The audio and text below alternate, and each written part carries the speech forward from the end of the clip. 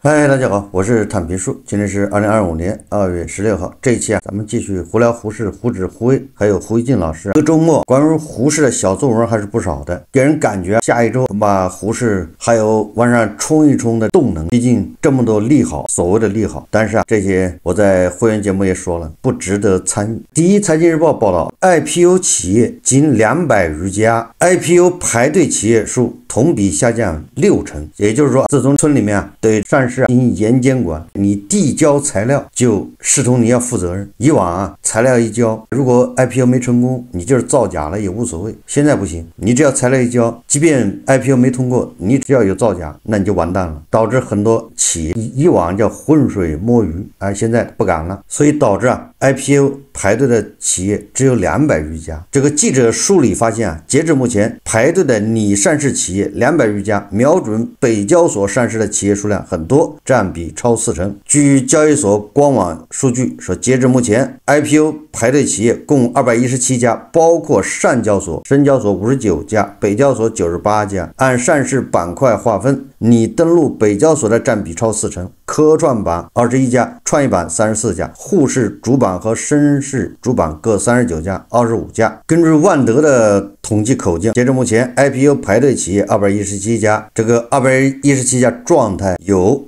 已受理、已问询、已回复、终止审查、待上会、报送证监会等，其中注册制下企业176家，平移企业41家。不知道一笔吓一跳，2024年这个时候 IPO 的排队企业662家，那么短短一年时间减少了445家，下降60%。难道是这些企业不想上市了吗？不想割韭菜吗？不是的，就是因为这个叫严监管，连 IPO 的企业都减少了。那你想想券商的日子会好过吗？券商就是专门帮这些企业上市，上市公司越多，券商的日子就越好过，券商的客户就越多，包括会计师事务所。那么这么说，这是一个标志，从上市这一块现在卡得严了，这个是个好事。如果2025年继续这么下去，就让那些浑水摸鱼的想上来割韭菜的，就纯割韭菜的，他就不敢来，这是个好事，这不是坏事。对券商来说不是好事，因为他客户少了，赚钱的机会少了，但是对散户来说是好事。光这样行吗？这只做对了一半，也就是说入口从严把关，新增的不会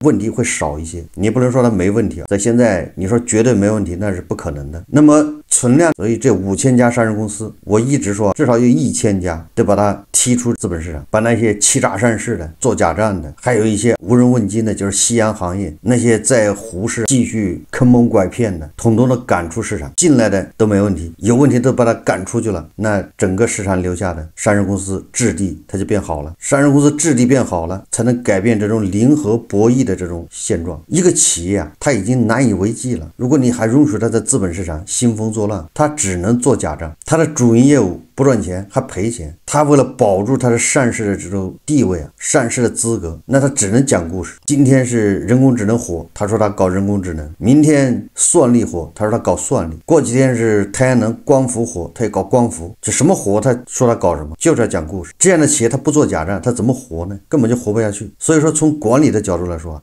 至少有1000家，就是20%以上的企业根本就不应该在胡适待着，这就是害群之马。你比如说前不久还上市的马可波罗，一个烧瓷砖的，你想一下，它的主营业务是干啥的？跟房地产有关，他的客户是房企，他的客户是那搞装修的。楼市这么低迷，你说一个烧瓷砖的企业，而且这个企业你怎么说它都是个夕阳行业，高能耗、高污染，这样的企业为什么还要上市圈钱呢？他圈钱干什么呢？如果你这样的企业赚钱，你就自己赚钱，给股东分红就完了嘛，你何必要把它变成个公众公司圈钱？这都是有人在后面运作，每个上市公司背后都有自己的靠山，都有一个利益链条这是我看到第一财经报道的我的一个感触去年1年这么村长严监管，我觉得恐怕村长也尽力了，一进一出这个很健康，他只能从进这儿下手，过去他管不了了。那每个上市公司他背后那个牵扯的利益太大，他如果把人家深深的给踢出资本市场，得罪人太多，恐怕要不了多长时间自己也被踢出去了。所以他从这个入口这儿先把住入口，就你想进来的这回我说了算，严格把关，别人也不好说什么。已经上市的企业就相当于到嘴的肥肉，你让人吐出来怎么行？所以相比较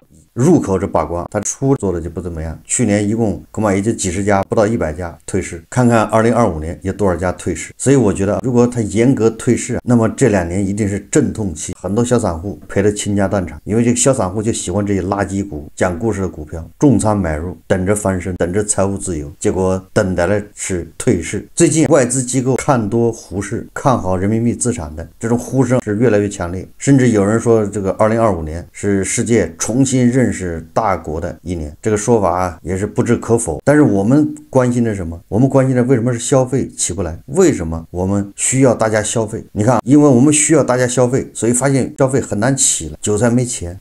要知道这个消费难以振兴的原因是什么？根子在哪儿？就是产能过剩。我们的产能过剩本来可以到国外消化，但是现在国外很多地方不太友好，对吧？关税这种小院高墙消化不了咱们这么多产能，那怎么办？那我们自己消化。所以14亿人如果消费能力起来了，市场也不小。所以我们要刺激我们自己消费。但是为什么各个地方政府也出台什么优惠券，也刺激消费，但是好像没有什么效果？我在以前节目里面说过了，为什么美西方甚至连香港、澳门的动不动就给老百姓发钱？发钱什么意思？给你钱一发，你就不消费了吗？你就去买东西了吗？你就还信用卡？那为什么我们从来不发钱，给你发优惠券，而且发不明白？因为我们的收税，我们这个税收机制不一样。大家看一段视频。产能过剩这个问题为什么总是出现在我国？从本质上来说，我们的税收制度已经注定了社会的经济架构。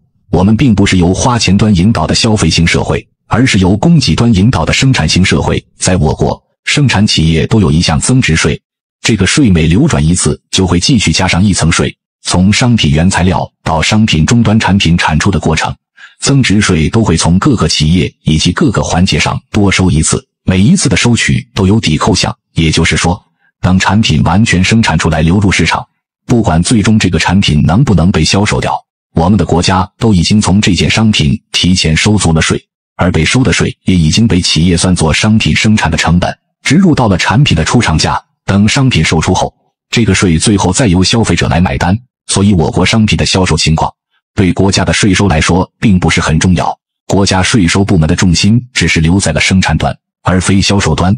与我们不同的是，外面的许多国家只是收取市场终端的消费税。在西方一些国家，假如一个企业生产出来的产品没有在市场上卖掉，那么这个商品对国家来说就是没有税收，因为产品只有销售掉，国家才有税收。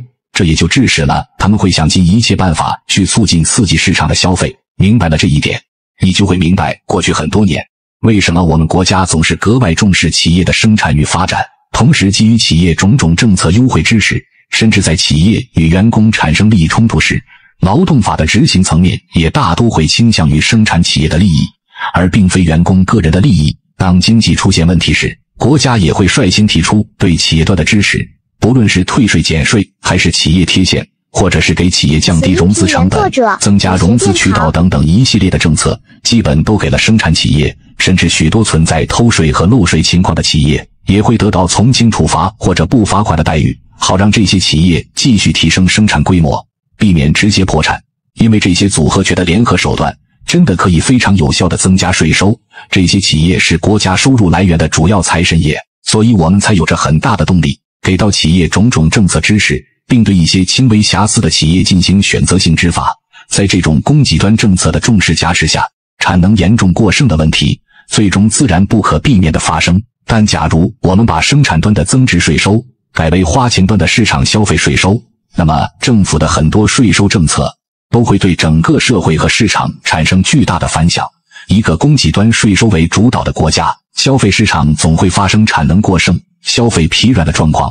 只有一个市场消费税为主导的国家，才能从基础上解决产能过剩、消费通缩的问题。所以对内，前些年国家大力促进路路通、村村通，紧接着搬出各种家电下乡和家电补贴的政策；对外，积极推广一带一路、丝绸之路。明白了这个道理，很多问题就自然了然于许。这个视频讲的还是非常有道理的。像美国，人家是消费税，生产端税不多，各个地方政府，你商品在我这销售，我们州的人买了你的商品，他要交消费税，州政府税收就上去了。所以州政府或者是联邦政府，他也想多收税，他就刺激消费。反过来说，他给韭菜发钱，给老百姓发钱，老百姓只要一消费，钱又回到政府手中，它是消费税。咱们是生产税，就是什么增值税，各种其他的税，也就是你把东西生产出来，你给政府交的税已经交完了，就是主要的税种啊。但是你这个东西卖不出去，那可跟政府没关系，也就是你卖出去了，政府再多收一点点税无所谓。你跟生产有关的税是跟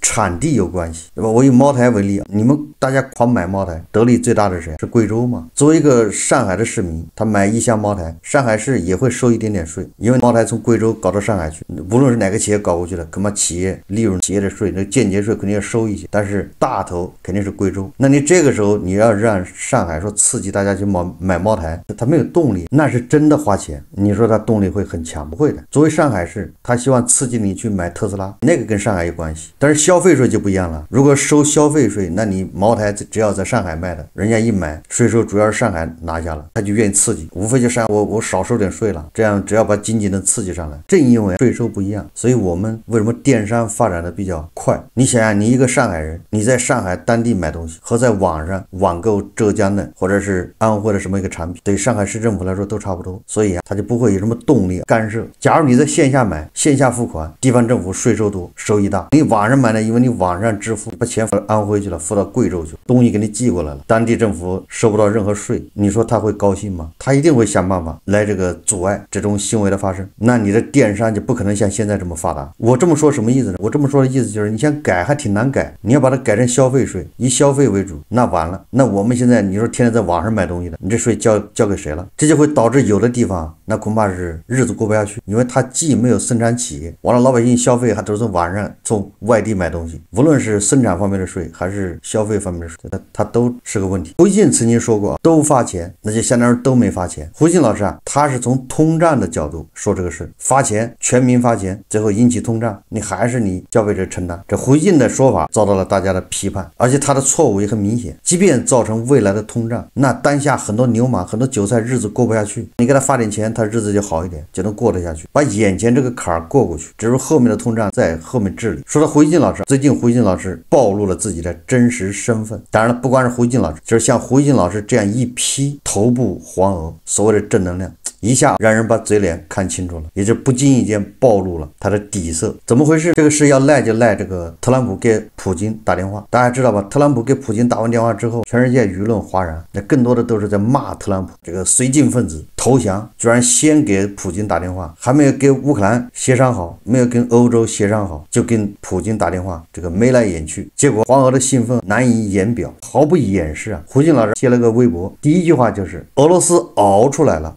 这句话就把他出卖了。为什么说把他出卖了？特朗普给普京打电话，向普京示好，要帮普京，至少当时的媒体报道给人感觉是这样的，按照普京的想法去停战，去议和，尽最大可能的满足普京的胃口。所以胡锡进老师啊，用俄罗斯熬出来了来做开头，开门见山。他说，欧洲国家还沉浸在特朗普与普京私谈乌战结束方案的震动之中。周四，特朗普又抛出新的重磅炸弹，表示希望俄罗斯重返七国集团。他还说，将俄除名是个错误。看来特朗普的战略意图不仅是要结束俄乌战争，还想把俄拉回西方阵营。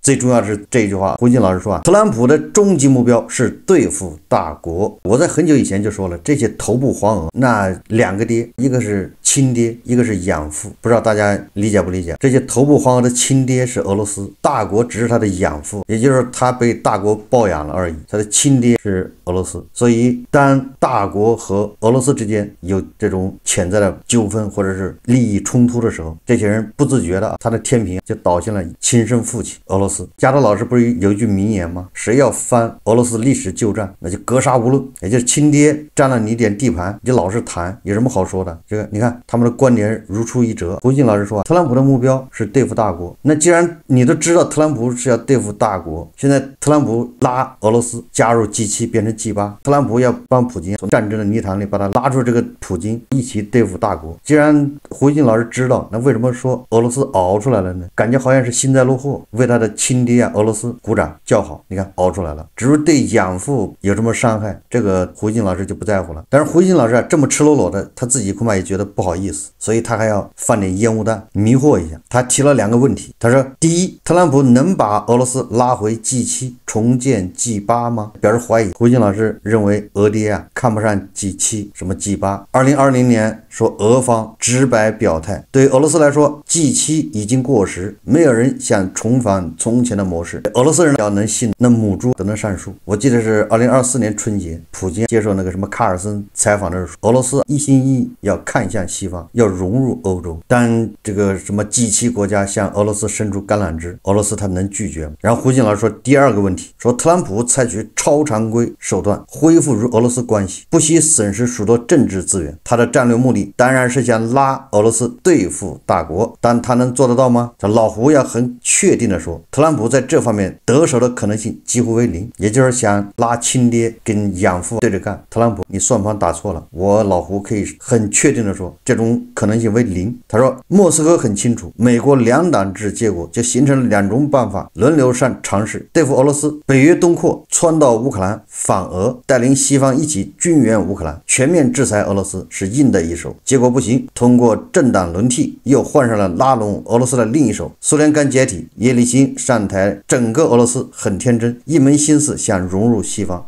经过这30年衰打，俄罗斯清醒多了，自我强大是他们国家利益和民族尊严的根。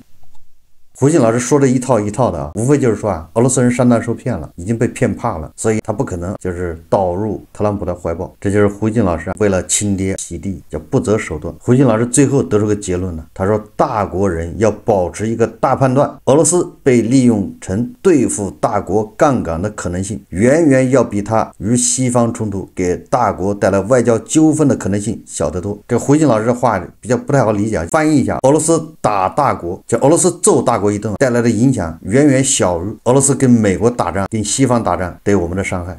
其实这个逻辑不太好理解。胡锦老师不仅没有把这事说清楚，反而进入了一个怪圈，说俄罗斯被利用成对付大国的杠杆可能性远远比他与西方冲突给大国带来的外交纠纷可能性小得多。是不是有一种大国要勇于为俄罗斯挡枪的意思，挡子弹？如果俄爹跟着美西方打起来，那咱们比较难受，我们的外交纠纷太多，还不如说俄爹直接冲我们来，西方跟俄爹一起让俄爹冲我们来，那我们的纠纷小得多，痛苦就少得多。无非就是挨顿揍不用担心，反正历史上揍过很多回，确实也没出什么事，反正无非领土少了，地方也割了一点，又有什么关系？毕竟纠纷少得多啊。所以我说这些头部花蛾有一个算一个，都是真正的卖国贼。胡锦老师的潜台词就是我爹不会背叛，俄爹是不会背叛大国的。实在不行，这个爹野心比较大，喜欢打别人，打别人就生事，他跟别人一打架，那我们在后面倒霉。那这个爹你就别跟别人打了，你就打我一顿就好了，省得在外面惹是生非，还得我们去擦屁股，还得我们去收拾，有什么就冲我们自己来。还是美国人，这叫凯洛格，他不是俄乌的特使吗？这个凯洛格就直言不讳，他说迫使普京断绝与朝中夷联盟。这个朝什么夷这就别管了，这中间一个中，也就是凯洛格说他的这个和平计划一个条件就是使普京跟大国断绝这种所谓的联盟关系，而且他说这就是俄罗斯在和平协议做出的让步。这就是我们在以前节目里面一直说的，普京拿什么跟特朗普做交易？他有什么筹码能让特朗普看得上？他的筹码就是出卖大国。你看美国人自己说了，你说这些小粉小红正能量还欢呼雀跃的在这儿说俄罗斯熬出来了，是不是叫无耻至极？我的观点一直很稳定不动摇，不管美国怎么办，不管俄罗斯，不管乌克兰，不管欧盟北约他们怎么想的，对我们最有利的，甚至说对这个世界对文明最有利的就是俄罗斯解体。只要有利于俄罗斯解体这样的事情，我们就要多做，这样我们要多说，俄罗斯解体才符合大家的利益。这些头部不黄俄正能量小粉红，他是分不清这个道理。俄罗斯就是个祸害，这些人还指望俄罗斯扛着大旗反美，是不是算盘又打错了？你指着俄爹去反美，俄爹反手就给你一大耳光。当然了，对胡锡进老师来说，这个俄爹打是亲，骂是爱，这一大耳光不算什么，这是赏赐。好，这期节目我们就聊到这里，感谢大家收看。如果喜欢我的节目，欢迎订阅转发，也可以在下方留言评论，谢谢大家。